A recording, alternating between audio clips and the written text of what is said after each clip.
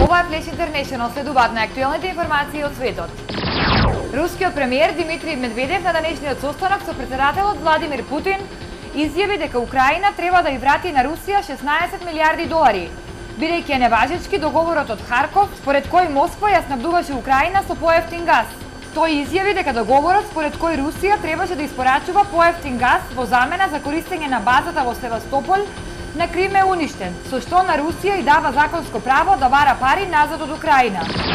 Меѓународниот монетарен фонд и даде на Албанија заем од над 330 милиони евра, но бара албанската влада да ја зголеми старосната граница за одење во пензија. ММФ бара мажите да одат во пензија на 67 наместо на 65 години, додека жените наместо на 63 во пензија да одат на 65 години.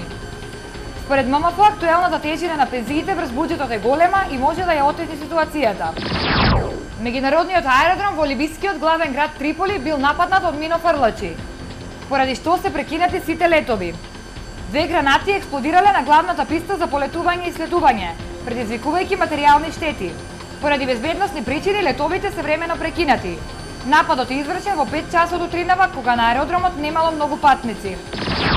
Уставниот суд на Тајланд ги поништи резултатите од парламентарните избори што се одржаа на 2 февруари. Портпаролот на судот изјави дека причина за поништувањето е тоа што изборите не се одржале во еден ист ден во целата држава, што е неуставно. Реоните каде не се спроведе гласањето се во јужниот дел од државата и таму Демократската партија има силно влијание.